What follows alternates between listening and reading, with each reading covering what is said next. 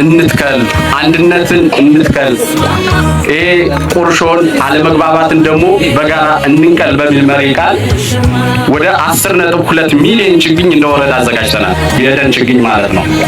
ከዛ ውጭ ደግሞ የሚበሉ የአትክልትና ፍራፍሬዎችን ደግሞ ከ83,000 በላይ የቡናና የአቮካዶ ችግኞችን አዘጋጅተናል ማለት ነው።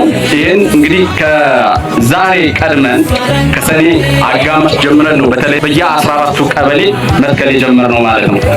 ዛሬ እንደ ወረዳና እንደ ከተማችን በይፋ የምንጀምር መሆኑን በተለይ የወረዳችን ምክትል ዋና አስተዳዳሪ በይፋ የሚከፍቱልን ይሆናል። የተከበራችሁ የከተማችንና የወረዳችን ጠቅላላ አመራሮች፣ የተከበራችሁ የሁለቱም ወረዳ አጠቃላይ የመንግስት ሰራተኞችና የማኔጅመንት አባላት፣ ክቡራን ለዚህ የተከላ ፕሮግራም ጥሪ ተደርጎላችሁ የተገኛችሁ እንግዶች እንኳን ለ2018 በጀት ዓመት ተስፋን እንትከል በሚል መሪ ቃል ለተዘጋጀው የተከላ ፕሮግራም እንኳን በሰላም መጣችሁ። አዲናስ የ2018 በጀት ዓመትን የተከላ ፕሮግራም የምናስጀምርበት ቀን ነው።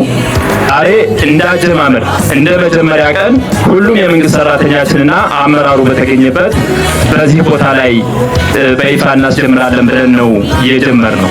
የዚህ መርሃ ግብር ዋና ዓላማ በተለይ አሁን ላይ በከፋ ደረጃ እየተስፋፋ የመጣውን የአየር ንብረት ለውጥ በዓለም ደረጃ ማለት ነው በዓለም እየተስፋፋ የመጣውን የአየር ንብረት ለውጥ፣ የአፈር መሸርሸርና የደን ጭፍጨፋ እና የምርታማነት መቀነስ እነዚህን ችግሮች ለመቅረፍ ታሳቢ ተደርጎ እየተከናወነ ያለ ትልቅ ሀገራዊ መርሃ ግብር መንግስትም ይህን የአረንጓዴ አሻራ ተከላ መርሃ ግብር ትልቅ ኢኒሼቲቭ አድርጎ ሌሎችም የአፍሪካ ሀገራት ጭምር ልምድ ወስዶ በስፋት እንዲተገብሩት እየተሰራ ያለ እጅግ ወሳኝ የሆነ የኢኒሼቲቭ ተግባር አድርጎ እየሰራ ያለው ተግባር እንደሆነ ይታወቃል።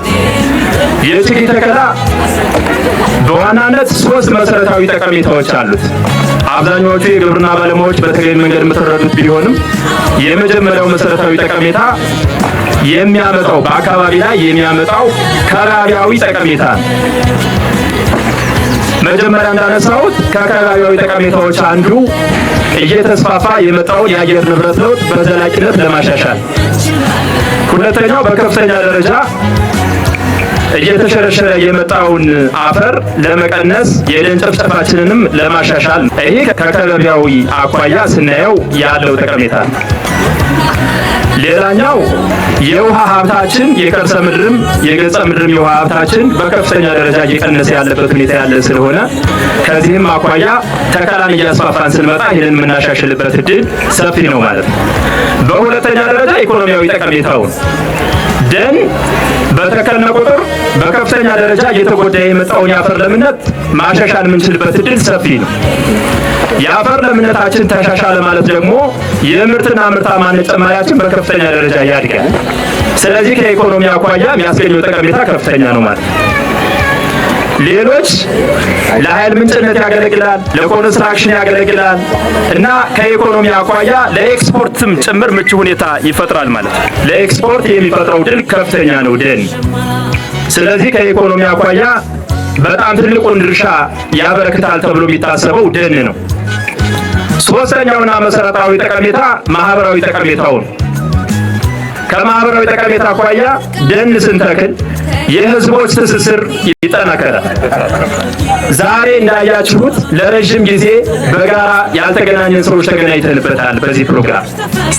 ከአሁን በፊትም በአረንጓዴ አሻራ ተከላ ፕሮግራም ላይ የኢትዮጵያ ብሔር ብሔረሰቦችና ህዝቦች በአንድ ተራራ በጋራ በርካታ ችግኞችን ተክለው አሳድገዋል።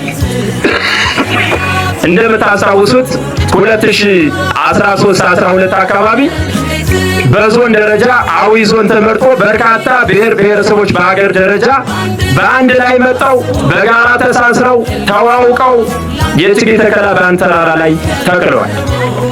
ስለዚህ ከማህበራዊ ጠቀሜታው አኳያ የህዝባችንን ትስስር ያጠናክራል ማለት ነው ችግኝ ተከላ። የዛሬው የተከላ ፕሮግራም እንደ ማስጀመሪያ በይፋ የተጀመረ መሆኑን አበስራለሁ። የመጨረሻው መልእክቴ ጦርነትን፣ ግጭትን፣ ጥላቻን ነቅለን ተስፋን እንትከል፣ ፍቅርን እንትከል የሚል የመጨረሻ መልእክት አለኝ። እዚህ ላይ የምታዩት መሪ ቃልም ተስፋን እንትከል የሚል ስለሆነ ተስፋን ለመትከል ደግሞ ጥላቻን፣ ግጭትን፣ ጦርነትን መንቀል አስፈላጊ ነው ማለት አስረክበን አልፏል ዛፍ እንደገስ ዛፍ እንዳውት እንናገር